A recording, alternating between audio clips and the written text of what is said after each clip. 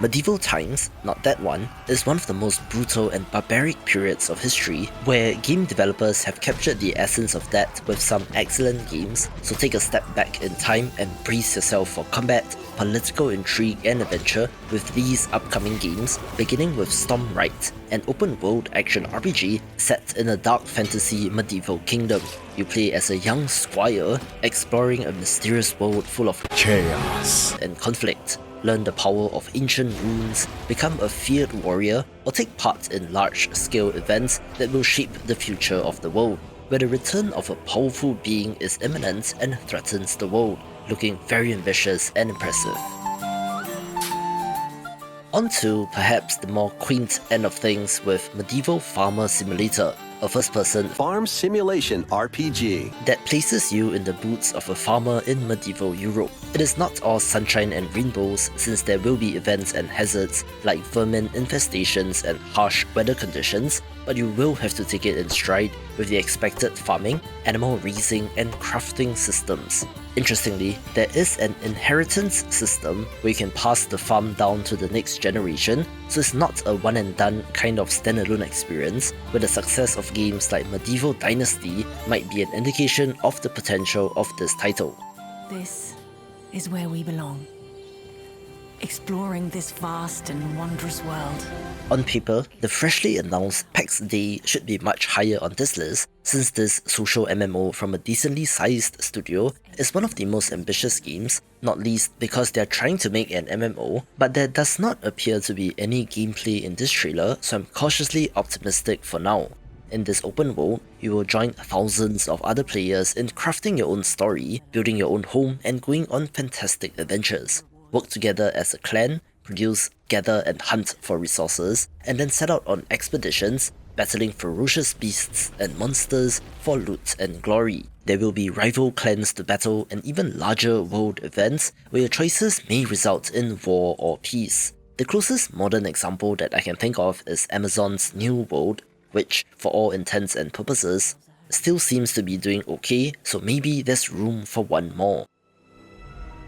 Regular viewers of the channel will not be surprised to see Sons of Valhalla on this list, since this pixel art Viking theme action strategy title has shown up a couple of times on the best upcoming pixel art games list, but if you're new and love pixel art, this is one to watch. It does bear some resemblance to the indie hit Kingdom, but where you are a Viking warrior fighting your way through England in search of your kidnapped lover. The action looks intense, where I like the mix of siege weapons, longbows, cavalry and even attack dogs, resulting in intense action. The wonderful lighting is worth a mention as well, so hopefully this will release later this year.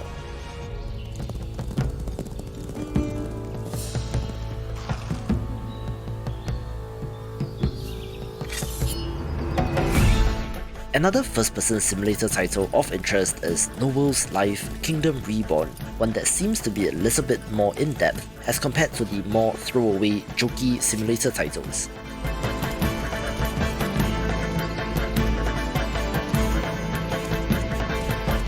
You play as a noble in France during the 100 Years' War, attempting to rebuild a city and to protect and grow the surrounding villages, having a strategy element where you have to make decisions on things like tax rates, military conscription, diplomacy and more.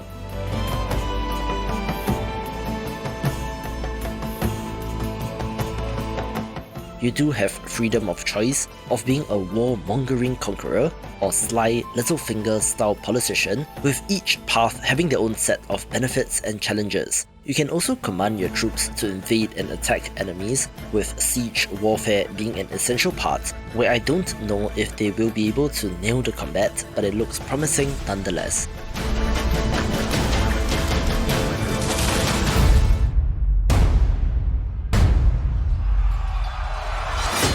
But let's start from the beginning. Days and weeks kept on going by as usual. The work was in full swing. We were building, sewing, managing workshops, and paying salaries.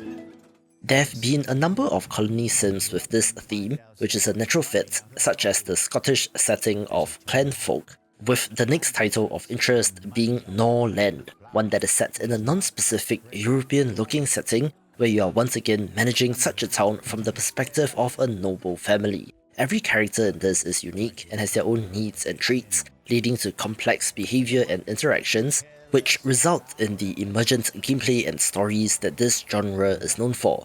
There's diplomacy, political intrigue, decisions to make, different factions and types of citizens to appease, and so on, with of course combat being a key factor as well. The noble family aspect is intriguing since the characters will form relationships with other characters and might gossip, backstab, fall in love, and even kill each other out of rage. So think of this as Crusader Kings meets RimWorld and you get some idea. As is a feature of this genre, this is a sandbox where you're free to lead and expand however you want, so I'm curious as to the level of simulation in this game.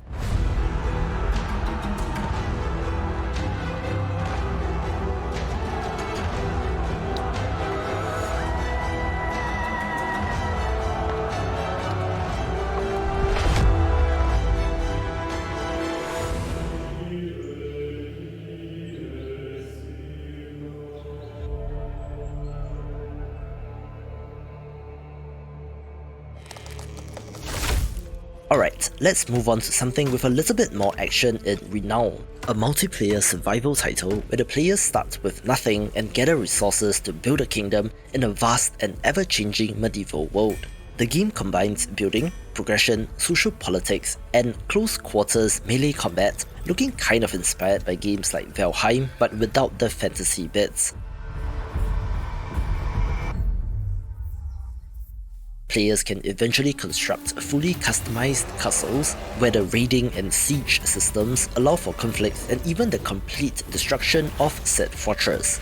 There's a focus on horse and cavalry warfare, which will provide an advantage, countered, I'm assuming, by a legion of pikemen, with things like armor that will protect you from arrows, but I do wonder if the physics is simulated as well. As a multiplayer focused title, there will be server progression and even wipes, so depending on the community, could end up being a hit. On paper, the most popular game on the list is Manor Lords, having a stupid number of Steam followers, and is probably one of the top wishlisted games on Steam, where impressively, this is a city builder strategy title from a solo developer. This is a strategy game where you play as a medieval lord, building cities and managing resources. You can expand your lands through conquest, but must also build your city to support your war efforts. You have full freedom of placement and rotation to build, guiding your villagers through the unique demands of each season, balancing between producing basic necessities, luxury goods, and weapons and armor. Combat is in real time and has very real consequences, since every fallen soldier is actually a resident of your town, which could cripple your economy if you lose too many men, where it has demoed tremendously well during events like the Steam Nix Festival, which only ramped up the hype.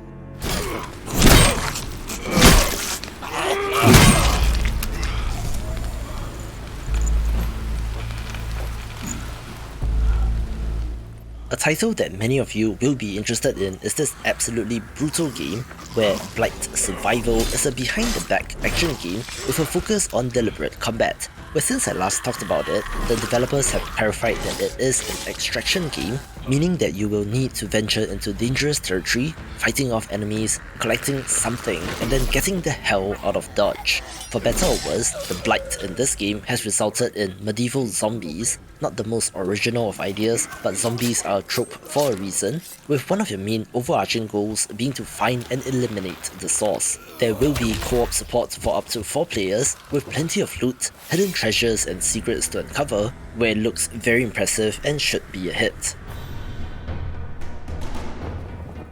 My most anticipated game is this massively multiplayer title, but it is not an MMORPG in the traditional sense. Rather, you and thousands of other players exist in a persistent online world, having to work together to do battle, where every weapon, horse, building constructed or food grown is from the work of individual players. Yes, everything in war has to be accounted for, where if you run out of resources, you lose, so it's always interesting to see the massive scale of a game like Anvil Empires, where players have to work together, but this developer has had previous experience with this concept with Foxhole, so this should be good as well, where you can watch this video for the best grimdark titles.